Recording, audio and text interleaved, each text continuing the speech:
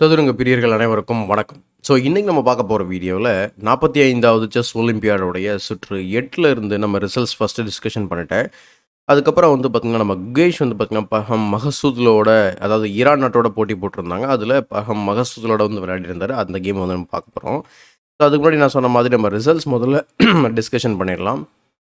So Iran நாட்டோட போட்டி போட்ட இந்தியாவோட ஓப்பன் செக்ஷனில் வந்து பார்த்திங்கனாக்கா 3.5 அப்படிங்கிற புள்ளி கணக்கில் இந்தியா வந்து பார்த்திங்கனாக்கா ஈரானை வந்து பார்த்திங்கன்னா வீழ்த்தியிருக்கு. ஸோ ஈரான் வந்து பார்த்திங்கன்னா 0.5 மட்டும் தான் எடுத்திருந்தாங்க. ஸோ குகேஷ், அர்ஜுன் எரிகேசி, விதித் இவங்க 3 பேரும் தங்களுடைய ஆட்டத்தை வந்து பார்த்திங்கனாக்கா வெற்றி பெற்றிருந்தாங்க. பிறகு வந்து பார்த்திங்கன்னா அவரோட கேம் வந்து ட்ரா பண்ணியிருந்தார். அதே போல் நம்ம உமன் செக்ஷனில் வந்து பார்த்திங்கன்னா இப்போ தான் வந்து நமக்கு என்ன சொல்கிறது, ஒரு எதிர்பாராத ஒரு ரிசல்ட்ஸ் வந்து கிடச்சிருக்கு.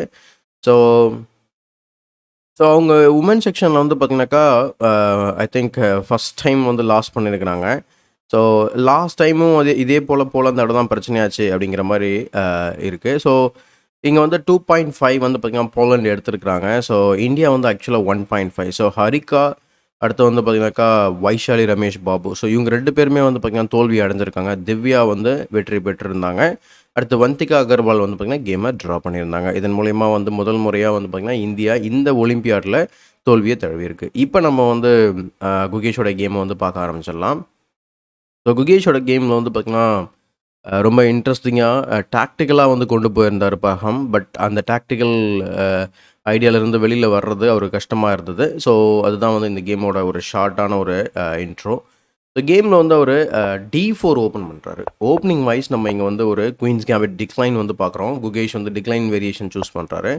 பின் அதுக்கப்புறம் நைட் C3. ஸோ நைட் C3க்கு அப்புறம் பான் டு C5. ஸோ இம்மீடியட்டாக C5 விளையாடுறதுனால இதை வந்து நம்ம தராஷ் டிஃபென்ஸ் அப்படின்னு சொல்லுவாங்க. ஸோ கம்ப்ளீட்டான தராஷ் இது ஆக்சுவலாக. So C5 and then C-takes D5. E-takes D5 விளையாடுறாரு. அதுக்கப்புறம் நைட் F3. தென் அதுக்கப்புறம் night F6, G3, night C6. So bishop G2, bishop E7. So இங்கே வந்து bishop E7 main move. But இங்கே குகேஷ் என்ன பண்ணுறாரு, C-takes D4 விளையாடுறதுனால இந்த இடத்துல ஒரு ஐசோலேட்டட் குயின் ஸ்பான் சுச்சுவேஷன் வந்து பார்த்திங்கன்னா பிளாக்கு வந்து உருவாக்குறாரு. ஸோ அந்த பானை நோக்கி தன்னுடைய டார்கெட்லாம் வந்து இருக்கும் அப்படிங்கிறது தான் ஒயிட்டோட, அதாவது என்ன சொல்கிறது, குகேஷே வந்து உருவாக்கிக்கிறாரு. ஒயிட்டுக்கு அது ஒரு டார்கெட்டாக அமையலாம். ஸோ பிஷப் C5, அதுக்கப்புறம் night B3 and then bishop to B6. அதுக்கப்புறம் வந்து பார்த்திங்கன்னா 2 பேருமே வந்து பார்த்திங்கன்னா மகசூத் ஃபர்ஸ்ட் கேன்சல் பண்ணுறாரு. அதுக்கப்புறம் D4. ஸோ இம்மீடியட்டாக வந்து அந்த பானுக்கு வந்து ப்ரெஷர் வந்து பில்டப் ஆகும். ஸோ ஏன்னா இப்போ ஆல்ரெடி வந்து ட்ரிபிள் அட்டாக்ல இருக்குது.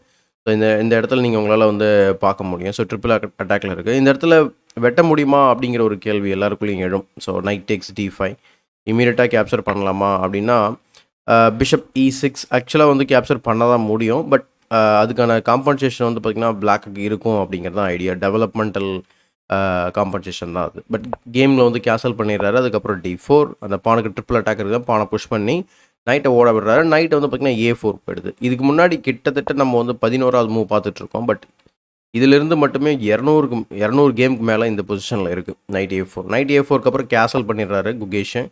பின் அதுக்கப்புறம் ரூக் E1, ரூக் E1க்கு அப்புறம் H6ஓட டேட்டா பேஸில் எந்த கேமும் கிடையாது. ஸோ குகேஷ் வந்து பார்த்திங்கன்னா H6 வந்து விளையாடுறாரு. பிஷப் G5 வந்து ஸ்டாப் பண்ணுறாரு. அதுக்கப்புறம் பிஷப் F4ல் வந்து டெவலப் பண்ணுறாரு பர்ஹம். So bishop E6 final minor piece வந்து பார்த்திங்கன்னா இவருமே டெவலப் பண்ணிட்டுறாரு. பின் அதுக்கப்புறம் நைட் C5 வந்துட்டு B7ல் வந்து ப்ரெஷரை டெவலப் பண்ணுறது உங்களால் பார்க்க முடியும்.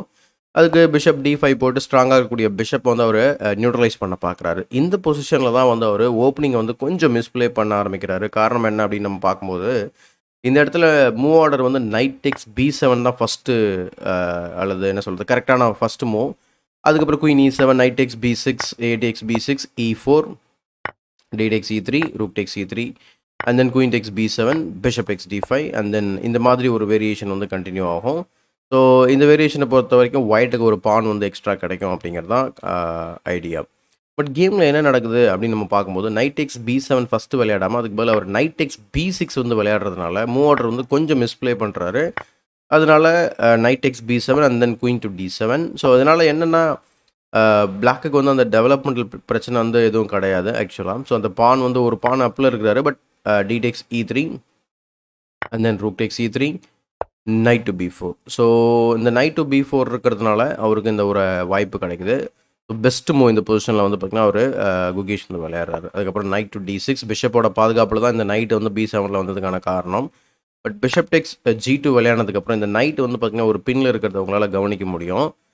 கிங் டெக்ஸ் G2 விளையாடுனதுக்கப்புறம் இமீடியட்டாக குகேஷ் வந்து ரூக் A8 போட்டு அந்த நைட்டை வந்து பார்த்தீங்கன்னா பர்மனண்ட்டான ஒரு பின்னில் வந்து போட்டு விட்டுறாரு.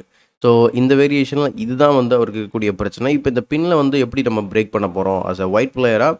இந்த பின்னை பிரேக் பண்ண தான் உங்களுக்கு ப்ளே ஆக்சுவலாக. ஸோ ஆல்ரெடி பெரிய த்ரெட் இருக்குது இந்த பொசிஷனில். எக்ஸாம்பிளுக்கு இந்த நைட்டு B4 இருக்கக்கூடிய நைட்டு D5 வந்ததுன்னா பெரிய பிரச்சனை. ஏன்னா அந்த நைட்டை வந்து பார்த்திங்கன்னா ஃபோர்க் பண்ண போகுது. அப்படி ஃபோர்க் பண்ணும்போது உங்களுக்கு எக்ஸாம்பிளுக்கு நான் என்ன நம்ம புரிய வைக்கிறதுக்காக நான் என்ன யோசனை பண்ணேன் அப்படின்னா, இங்கே சும்மா A3 விளையாடி நைட்டை கிக் பண்ணுறீங்க அப்படின்னா நம்மளே வந்து இங்கே போங்கன்ற மாதிரி ஆகிடும். ரூக் D3 போனதுக்கப்புறம் knight takes F4 check, G takes F4 விளையானதுக்கப்புறம் knight to 8 game is over. So knight வந்து உங்களுக்கு ட்ராப் ஆகிடும், சேவ் பண்ணவே முடியாது.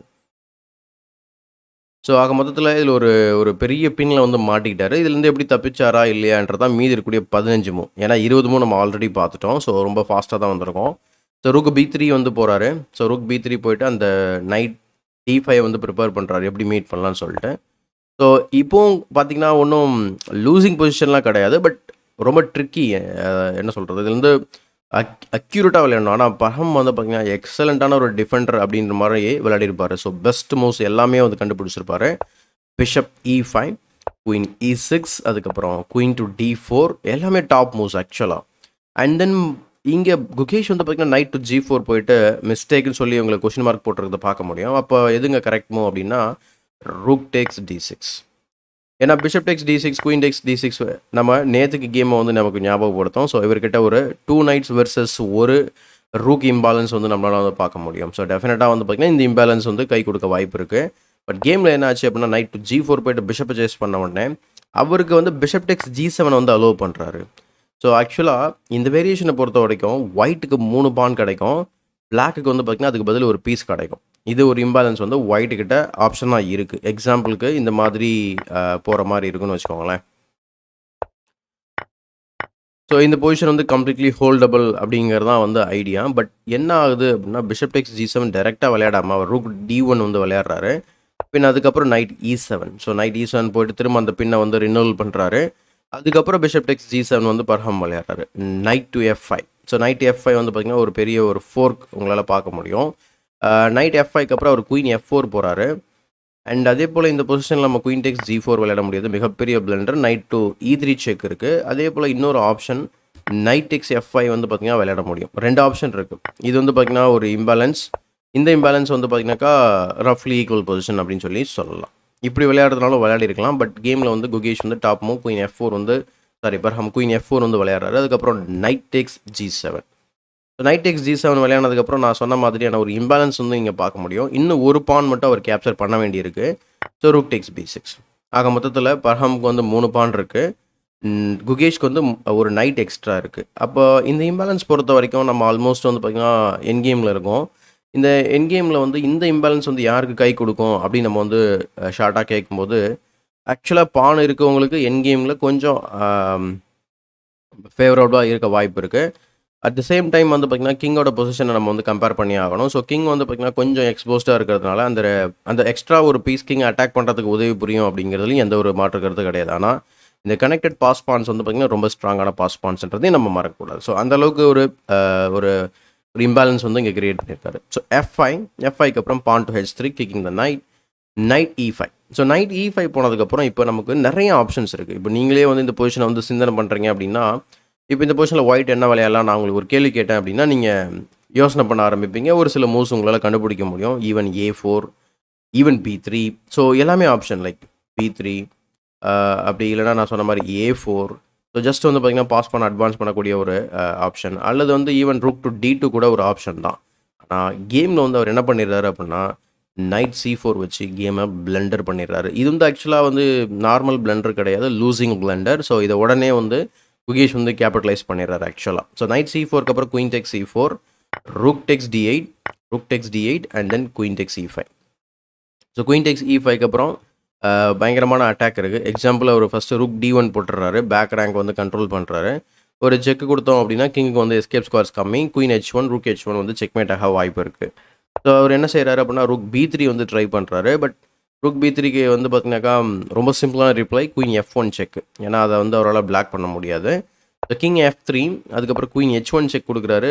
கிங் F4 வருது. அதுக்கப்புறம் ரூக் டு D5 வச்சோன்னே இந்த பொசிஷனில் வந்து பார்த்தீங்கன்னாக்கா பர்ஹம் மகசூலில் வந்து பார்த்தீங்கன்னா ரிசைன் பண்ணிடுறாரு. இதுக்கான காரணம் என்ன அப்படின்னா, இந்த பொசிஷனில் குயின் அட்டாக் பண்ணுறீங்க. குயின் வந்து பார்த்தீங்கன்னா E5ல தான் நீங்கள் இருக்கணும். E5ல விட்டு மூவ் பண்ணீங்க அப்படின்னா குயின் E4 வச்சா செக்மேட். நம்ம குயின் எடுத்து வந்து E4ல வச்சா செக்மேட்டு. ஸோ அந்த காரணத்தினால எக்ஸாம்பிள் நான் ஒரு சாம்பிள் வேரியேஷன் வந்து கன்சிடர் பண்ணது என்னென்னா குயின் B8 செக்கு. கிங் H7 வந்ததுக்கப்புறம் நமக்கு மேட் இருக்குது அப்படிங்கிறதுனால குயினை வந்து பார்த்திங்கன்னா B4 ஸ்கொயரில் வச்சு நம்ம மேட்டை தடுக்கலாம் அப்படின்னு நான் யோசனை பண்ணேன். பட் அதுக்குமே வந்து பார்த்திங்கன்னா மேட்டின் 14 இல்லை 15 கிட்ட இருக்குது. எக்ஸாம்பிள் நைட் E6 செக்லேருந்து ஸ்டார்ட் பண்ணலாம். ஸோ இந்த அட்டாக் வந்து பார்த்திங்கன்னா கண்டினியூஸ் செக்ஸ் தான். அல்லது இடையில் வந்து பார்த்திங்கன்னா இங்கே பார்த்தீங்கன்னா கிங் D3 குயின் D1 வச்சதுக்கப்புறம் இங்கே ஒரு ஸ்கீவர் போட்டு நீங்கள் வந்து குயினை வின் பண்ணுறதுனால வின் பண்ணலாம். பட் இங்கேருந்து நம்ம சொன்ன மாதிரி ஒரு 14-15 மூல மேட் இருந்தாலும் அது ஹியூமன் பர்ஸ்பெக்டிவ்ல இருந்து பார்க்கும்போது எல்லா மூவுமே நம்ம கம்ப்யூட்டர் மாதிரி துல்லியமாக ஆட முடியாது. அப்போ 14ன்றத பாதியாக கூட ஆக்கிடலாம். ஸோ 7லேருந்து 8 மூல செக்மேட் ஆகிடுவார். அது இல்லாமல் இந்த இடத்துல நான் சொன்ன மாதிரி குயின் வந்து பார்த்திங்கனாக்கா கொடுத்தாகிற மாதிரி தான் இருக்கும். அல்லது நம்ம சொன்ன மாதிரி 7 மூல செக்மேட் ஆகிடும். ஸோ இந்த காரணத்தினால தான் பர்ஹம் மகசூதில் வந்து ரிசைன் பண்ணிடுறாரு. ஸோ இதன் மூலயமா குகேஷ் வந்து பார்த்திங்கனாக்கா தன்னுடைய வெற்றியை வந்து பார்த்திங்கனாக்கா இங்கே பறைசாற்றிருக்கிறாரு. ஸோ இந்த ஒரு வெற்றியை வந்து பார்த்திங்கன்னா திரும்ப குகேஷ்க்கு ஒரு சூப்பரான ஒரு பூஸ்ட் ப்ளஸ் வந்து பார்த்திங்கன்னா இந்தியன் டீமுக்கு ஒரு எக்ஸ்ட்ரா பாயிண்ட் வந்து கிடச்சிருக்கு. ஏன்னா அர்ஜுன் ஆல்ரெடி வந்து வின் பண்ணியிருந்தார். ஸோ இவருமே வந்து பார்த்திங்கன்னா குயிக்காகவே வந்து வின் பண்ணிட்டாரு அப்படின்னு தான் சொல்லணும். ஸோ கண்டிப்பாக இந்த வீடியோ உங்களுக்கு பிடிச்சிருக்குன்னு நினைக்கிறேன். அப்படி பிடிச்சிருந்த அந்த வீடியோக்கு லைக் கொடுங்க. மறக்காமல் மற்றவங்களுக்கு ஷேர் பண்ணுங்கள். இன்னும் தமிழ் செஸ் சேனலை சப்ஸ்கிரைப் பண்ணலாம் அப்படின்னா சப்ஸ்கிரைப் பண்ணிட்டு பெல் பட்டனை ப்ரெஸ் பண்ணி வச்சுக்கோங்க. இதே போல் ஒரு பயனுள்ள வீடியோவுடன் உங்களை சந்திக்கும் வரை உங்கள் இந்த விடைபெறுவது உங்கள் சதுரங்க சாணக்கியன்.